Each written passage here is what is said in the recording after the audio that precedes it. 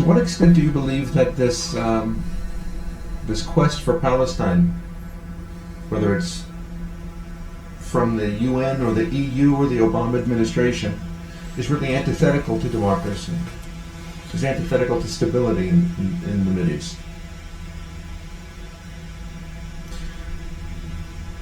There has developed a happy notion that a Palestinian state can and should exist side by side with an Israeli state, Jewish state. I don't believe that is in the cards. And if a Palestinian state should come into existence, its entire motivation and purpose would be to eliminate the Jewish state. So I'm against the Palestinian state, and I see the drive to create such a Palestinian state as inimical to Israel's welfare and more broadly to the welfare of Middle Easterners. The recent debate about that Newt Gingrich has raised about the legitimacy of a Palestinian identity. You've written about that as, since 1989, and it's something that you know a lot about. What's the truth? What's the history, the factual history of the legitimacy of a Palestinian nation?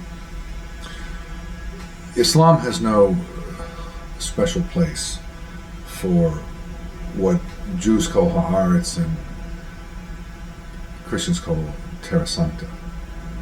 Has no existence. And there's never been a Palestinian state. Jerusalem is not mentioned in the Quran, and so forth. In the course of history, the states that have been in this piece of territory have been either Jewish or Christian. And therefore, when the British conquered this area and called it Palestine after World War I, it was a Zionist victory to delineate this area as a piece of, as a polity, as a mandate. That was a Zionist victory. The Muslims who lived in that territory did not like the idea of Palestine. It was alien to them. They saw it primarily at that time as southern Syria, part of Syria. Sham. They saw them. Did they see themselves as Syrians? Yeah. I mean, Sham, Syria, is a cultural geographic region somewhat comparable to Scandinavia. Scandinavia's never existed as a political unit, but there's a cultural area that is identifiable as Scandinavia. There's a cultural area identifiable as Sham, as Syria, and it includes Lebanon and Syria, today's political state of Syria, Jordan, and Israel. Some people take it further, but at minimum it's those four states today. And the Muslim Arabs, Muslim Arabic speakers of what's now called Israel, saw themselves as southern Syrians. Now, when the British saw themselves as southern Syrians. Until 1943. That was the key date when they became Arab. But because the British created this mandate and the structure, and because of other developments, by late 1920, Palestinian leaders in what is now 1920 Palestine came to adopt this identity. Now, it was reluctant, it was official, it was not something popular.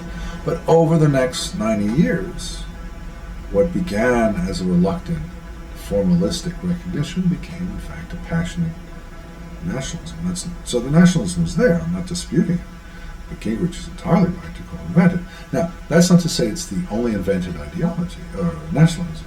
There were other ones, like Jordan right next door. It was simultaneously created by the British, in fact by Winston Churchill, at the same time in 1921. It's also invented. There's no Jordanian nationality that goes back into history. But no one claims there's a Jordanian nationality going back to history. The Palestinian leadership does claim there's a Palestinian identity that goes back to history. So Jesus was the first Palestinian, sort of thing. Or the Jebusites were Palestinians. Were the Jebusites Palestinians? I mean, they may have been in the same territory, but the notion that they were Palestinians it's completely anachronistic in that the term Palestine only came with the Romans. genocides much preceded the Romans. So there's a lot of historical revisionism going on here. And what Gingrich's comment pointed to was the inaccuracy of that. No one is claiming that for the Jordanians, but a lot of people are claiming that for the Palestinians.